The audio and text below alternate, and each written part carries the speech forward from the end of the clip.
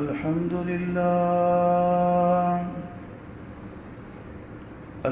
لله نحمده ونستعينه ونستغفره ونعوذ بالله من شرور أنفسنا ومن سيئات أعمالنا من يهده الله فلا مضل له ومن يضلل فلا هادي له وأشهد أن لا إله إلا الله وحده لا شريك له وأشهد أن محمدًا عبده ورسوله أما بعد فإن خير الحديث كتاب الله وخير الهدي هدي محمد صلى الله عليه وسلم وشر الأمور محدثاتها وكل محدثة بدعة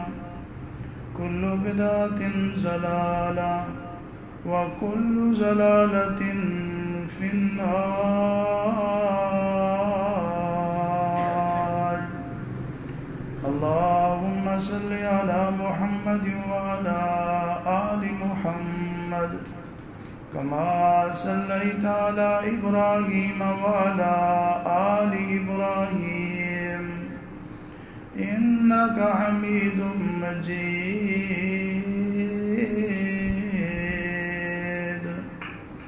اللهم بارك على محمد وعلى آل محمد كما باركت على إبراهيم وعلى آل إبراهيم إنك حميد مجيد.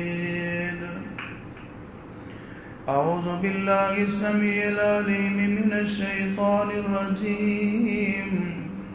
بسم الله الرحمن الرحيم. وسارعوا إلى مغفرة من ربكم وجنة عرضها السماوات والأرض أعدت للمتقين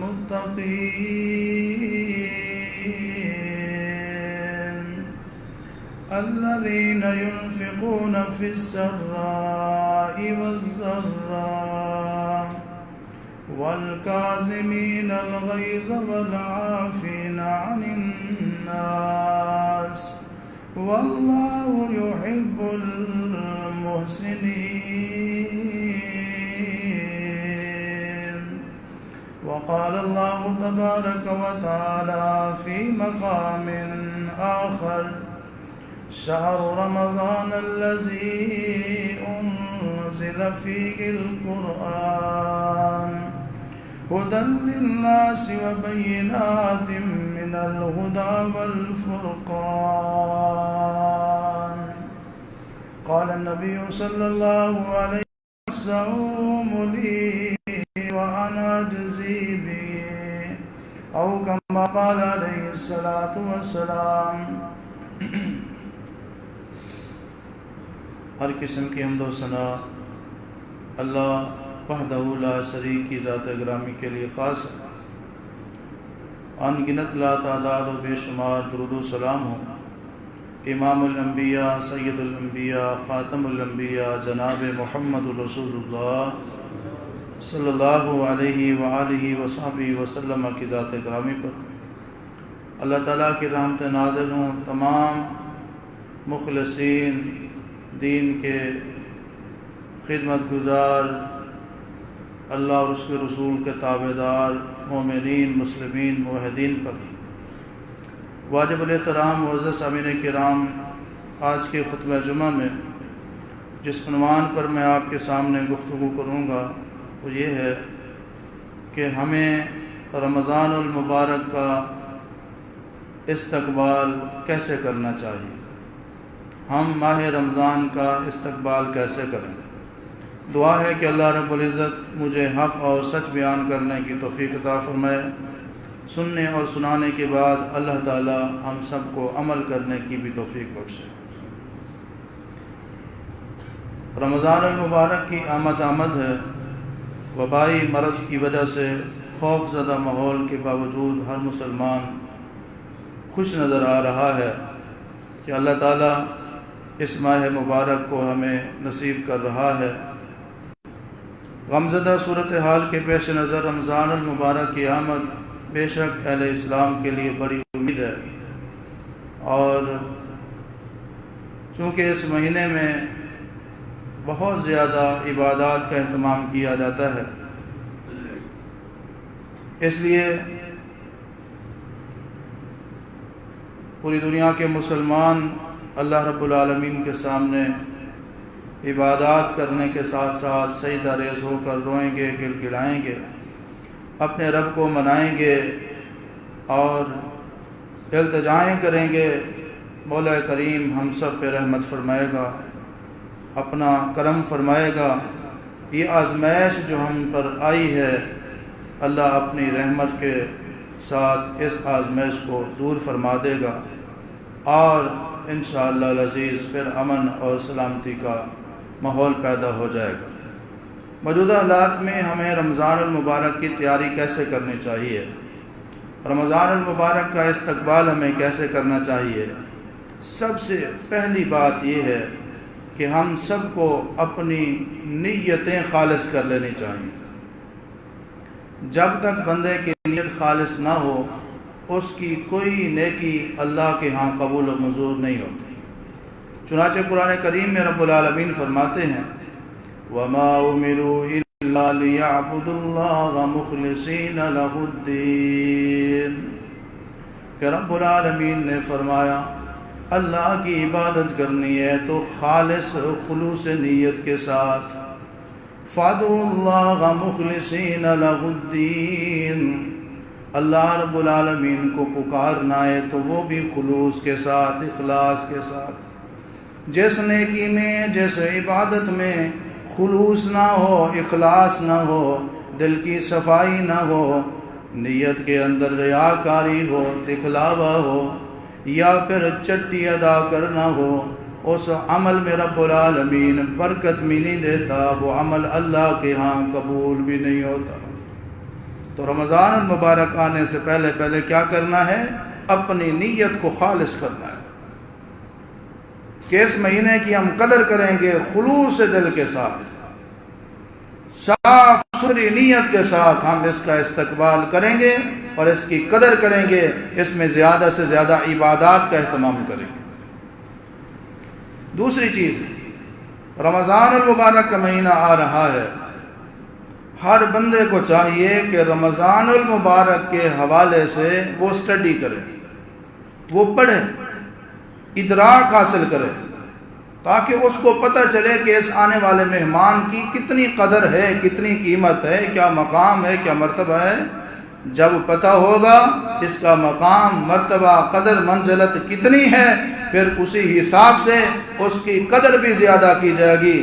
قرآن کریم میں رب العالمین فرماتے ہیں شہر رمضان الذی انزل فیہ القرآن ھدی للناس وبینات من الھدی والفرقان، رمضان المبارک کا یہ مہینہ وہ مہینہ ہے جس مہینے میں رب العالمین نے قرآن کریم کو نازل فرمایا ہے۔ اس مہینے میں ایک رات ہے انا انزلناہ فی لیلۃ القدر وما ادراک ما لیلۃ القدر لیلۃ القدر خیر من الف شہر، اس ایک رات کی عبادت 1000 مہینے کی عبادت سے بہتر ہے۔ 84 سال کی عبادت ایک طرف ہو، رمضان المبارک کی اس رات کی عبادت ایک طرف ہو، فرمایا خیر من الف شہر، وہ ایک رات کی عبادت 84 سال کی عبادت سے زیادہ بہتر ہے۔ اس مہینے میں رب العالمین کی رحمتوں کا نزول ہوتا ہے، لوگوں کو جہنم کی آگ سے آزادی دی جاتی ہے۔ اللہ رب العالمین بڑے مشفق ہو جاتے ہیں، مہربان ہو جاتے ہیں، اپنے بندوں کے اوپر کرم فرماتے ہیں، رحمت فرماتے ہیں، بخشش فرماتے ہیں، جہنم کی آگ سے آزاد فرماتے ہیں۔ رحمت کے دروازوں کو کھول دیا جاتا ہے، برکت کے دروازوں کو کھول دیا جاتا ہے، جنت کے دروازوں کو کھول دیا جاتا ہے، جہنم کے دروازوں کو بند کر دیا جاتا ہے، اور بڑے بڑے جو سرکش شیاطین ہوتی ہیں ان کو باندھ دیا جاتا ہے، جکڑ دیا جاتا ہے۔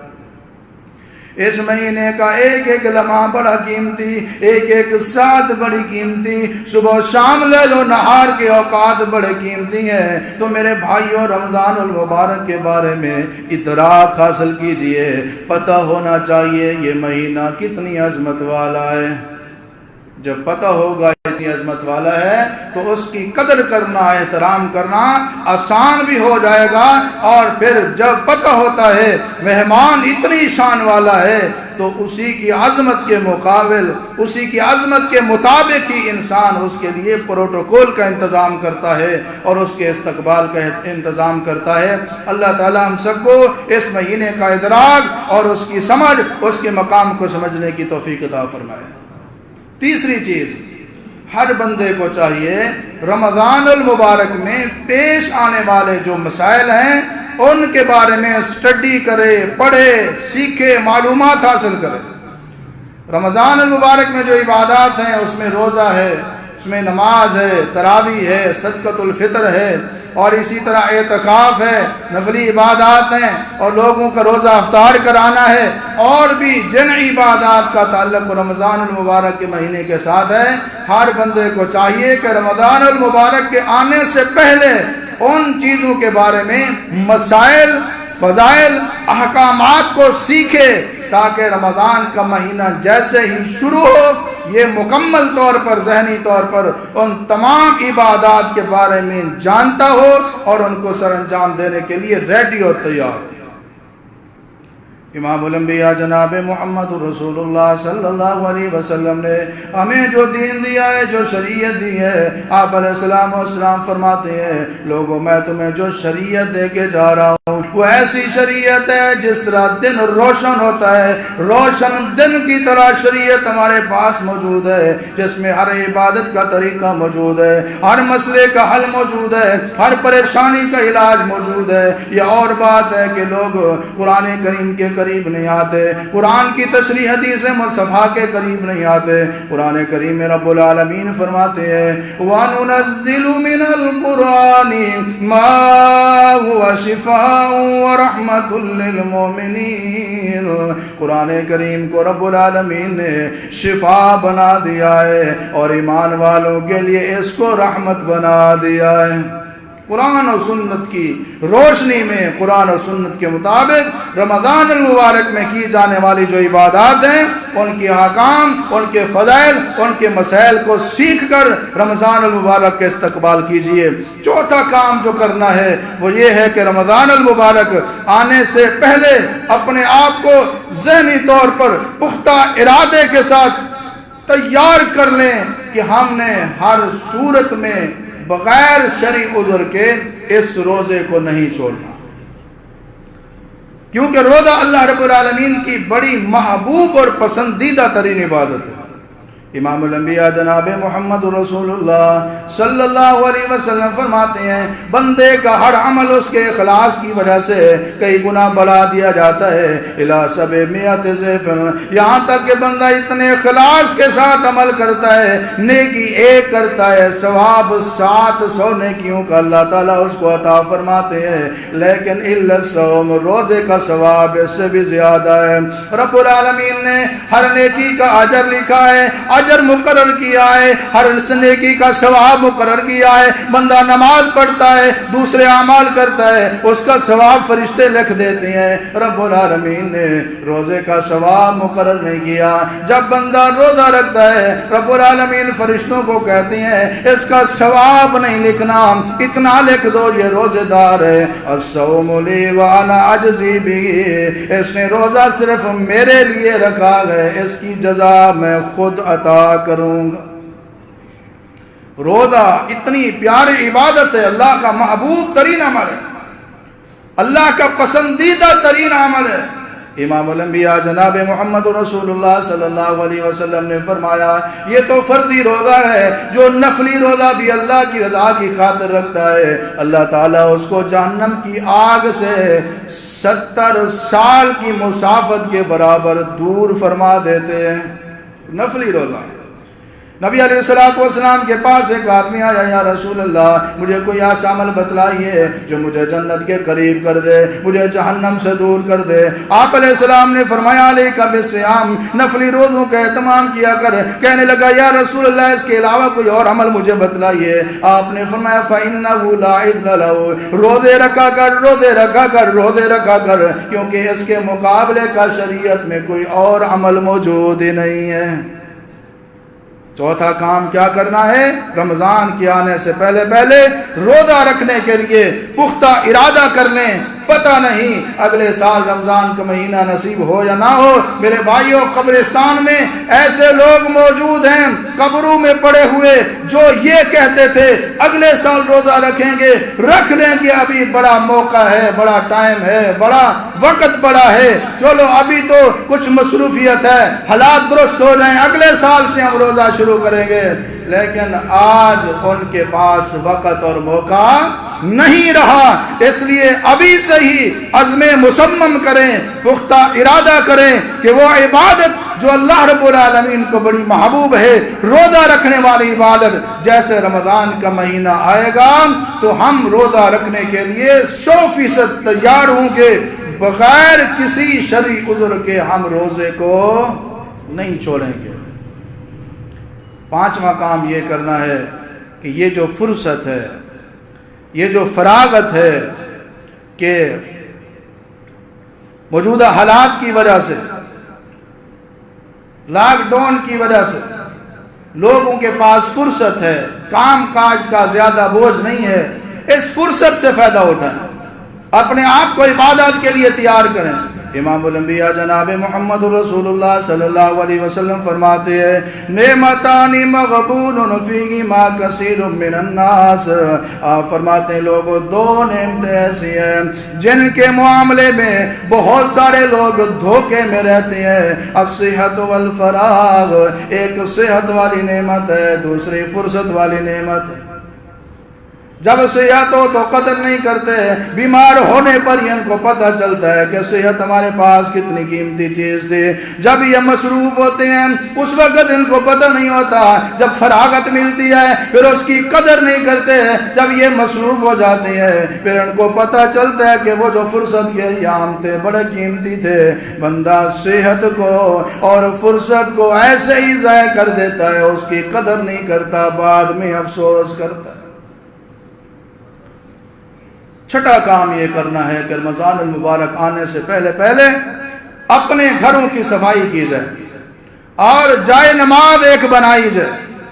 موجودہ ایام میں وبا کے پھیلنے کی وجہ سے حکومت اور بہت سارے اہل علم نے لوگوں کو گھروں میں نماز ادا کرنے کا کہا ہوا ہے۔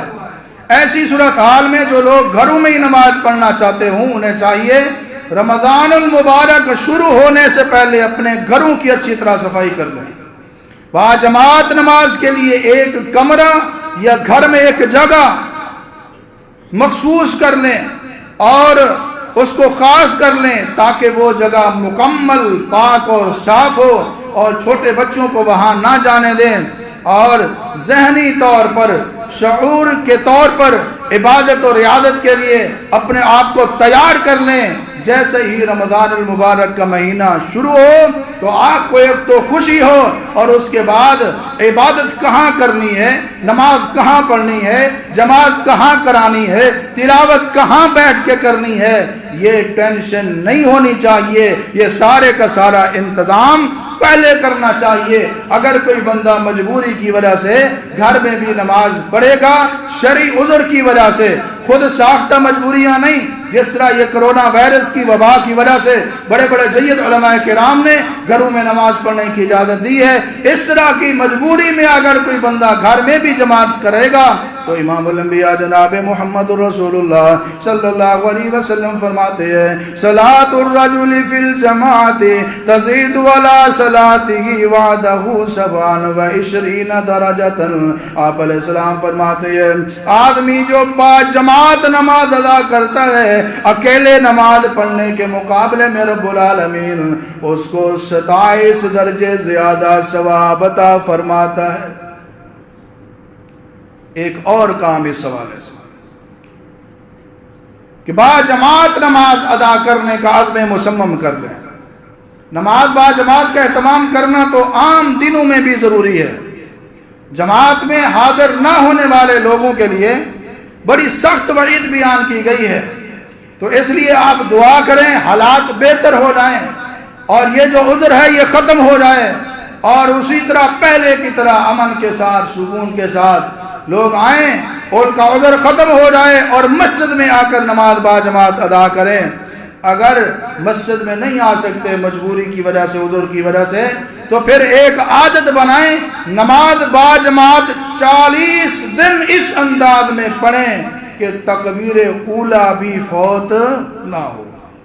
پھر فضیلت کیا نصیب ہوگی؟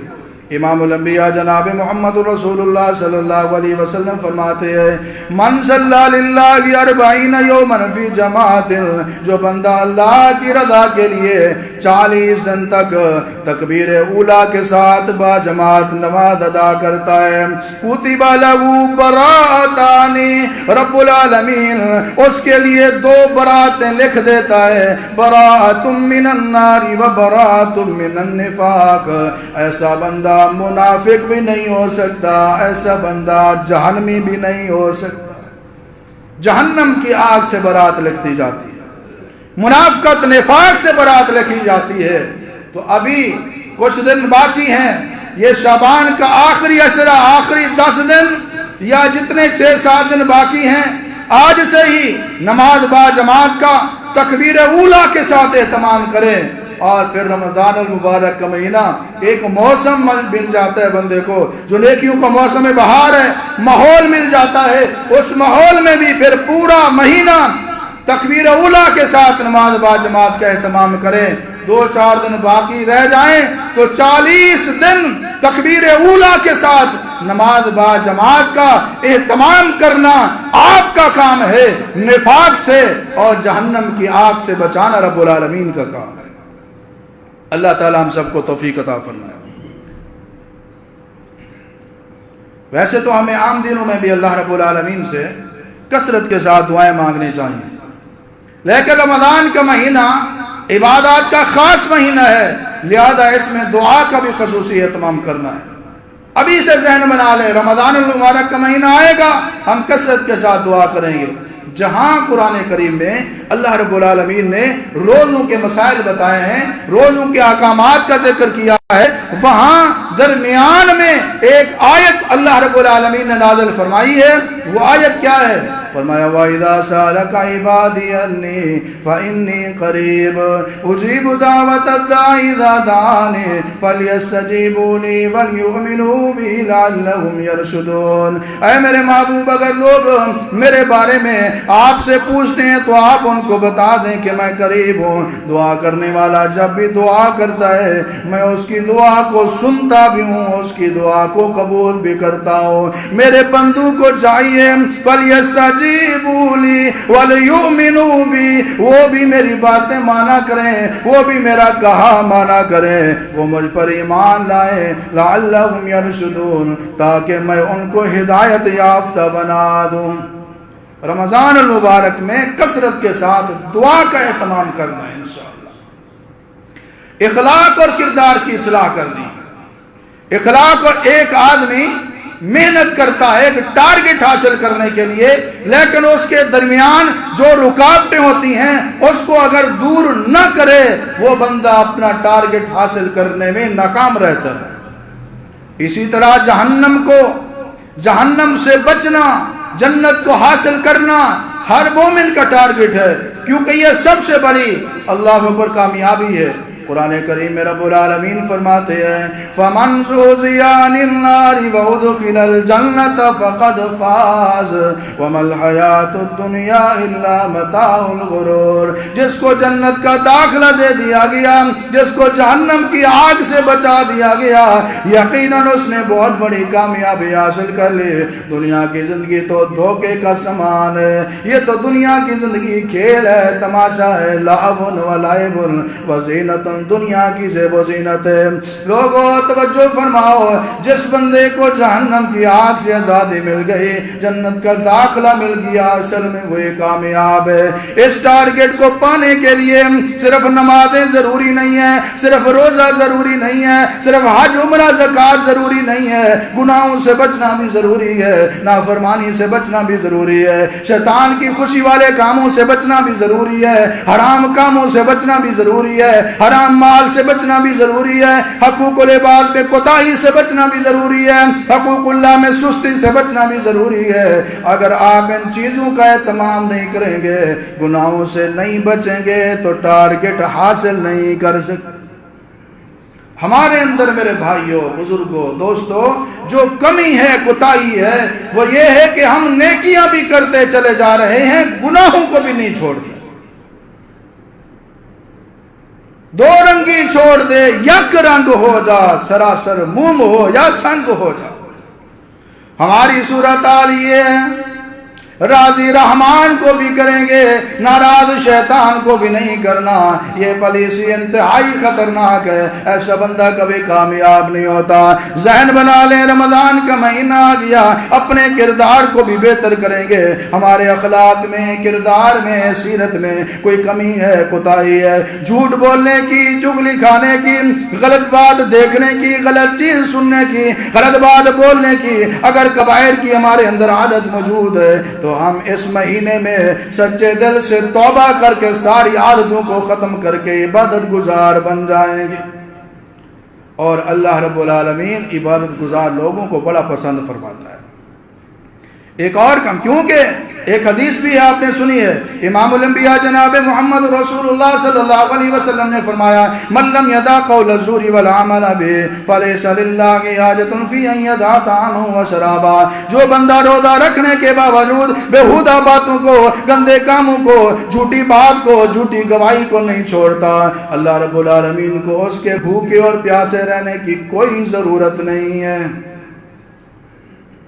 اللہ نے موقع دیے، گھر میں اپنے اہل خانہ کی اصلاح کریں، تربیت کریں، گھر میں زیادہ وقت دیں، نماز با جماعت کا اہتمام کریں، گھر والوں کو نماز پڑھائیں، ان سے نماز سنیں، اور اپنی نگرانی میں بیٹھ کر ان کو کہیں قرآن کریم کی تلاوت کریں، مسائل بتائیں اور ان کو دین کے بارے میں بتائیں، کیونکہ صرف آپ نے صرف جہنم کی آگ سے نہیں بچنا، آپ کی ذمہ داری ہے اپنی بیوی بچوں کو بھی جہنم کی آگ سے بچانا ہے۔ یا ایھا الذین آمنوا قوا انفسکم واہلیکم نارا وقودها الناس والحجارۃ علیہا ملائکۃ غلاظ شداد لا یعصون اللہ ما امرهم ویفعلون ما یؤمرون۔ ایمان والو، خود بھی بچ جاؤ، اپنے بیوی بچوں کو بھی جہنم کی آگ سے بچا لو، جس کا ایندھن پتھر بھی ہیں اور لوگ بھی ہیں، پتھروں کے ذریعے، لوگوں کے ذریعے، اور جہنم کی آگ کو بھڑکایا جائے گا۔ اللہ ہم سب کو اپنے اہل و عیال سمیت جہنم کی آگ سے بچنے کی توفیق عطا فرمائے۔ ایک اور عمل کہ غریبوں کا خیال کرنا ہے، غریبوں کے لیے سحری افطاری کا اہتمام کرنا ہے، اس کے لیے پہلے سے تیاری ہونی چاہیے۔ رمضان المبارک کا مہینہ آنے سے پہلے غریبوں کے گھروں میں سحری افطاری کے لیے راشن پہنچا دیں۔ ایک تو ان کی پریشانی کو آپ دور کر کے اپنی آخرت کی پریشانیاں ختم کروائیں گے، دوسرا جتنے لوگ روزہ رکھیں گے آپ کو اپنے روزے کا ثواب بھی ملے گا اور ان کے روزہ رکھنے کا ثواب بھی ملے گا۔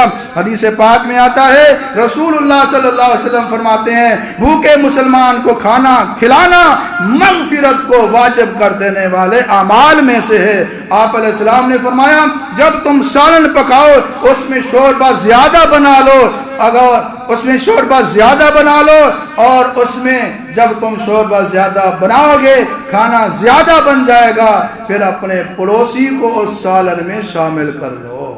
اللہ تعالیٰ ہم سب کو توفیق عطا فرمائے۔ اور آخری گزارش یہ ہے کہ جو رمضان المبارک میں افطار پارٹیاں کرتے تھے، موجودہ حالات کے حساب سے ایک ذہن بنا لیں کہ اب ہم رمضان المبارک میں افطار پارٹی کرنے کی بجائے عزیز و اقارب، رشتہ دار، دوست احباب جو غریب ہیں، جو مسکین ہیں، جن کی حالات ٹھیک نہیں ہیں، ان کو مہینے بھر کا راشن لے کر دیں گے۔ اور جب آپ ایسے کریں گے تو نبی علیہ السلام کا فرمان ہے، جس نے روزے دار کا روزہ افطار کروایا اس کو بھی روزے دار کے برابر رب العالمین ثواب، اجر و ثواب عطا فرمائے گا۔ رب کریم کو منانے کا عزم کیجئے کہ اس مہینے میں اللہ رب العالمین کے سامنے ہم رو رو کر عاجزی انکساری کے ساتھ اللہ رب العالمین کو منائیں گے، اور رمضان المبارک کا ایک لمحہ بھی ہم ضائع نہیں کریں گے، اس مہینے کی قدر کریں گے۔ جو بندہ اس مہینے کی قدر کرتا ہے اللہ دنیا میں بھی اس کی قدر کرتا ہے، قبر میں بھی اس کی قدر ہوتی ہے۔ قیامت کے دن قرآن کی تلاوت رات کو سننا، دن کو روزہ رکھنا، ایک مسلمان کے لیے یہ روزہ اور قرآن سفارشی بن جائیں گے، اور اس بندے کی سفارش کر کے اس کو جہنم سے بچوا لیں گے اور جنت میں پہنچا کے آئیں گے۔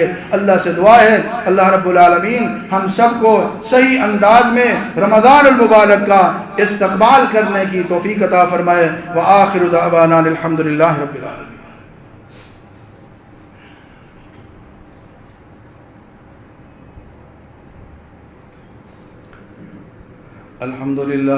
الحمدللہ نحمده ونستعینه ونستغفره ونعوذ باللہ من شرور انفسنا ومن سیئات اعمالنا من يهده الله فلا مضل له ومن يضلل فلا هادي له واشهد ان لا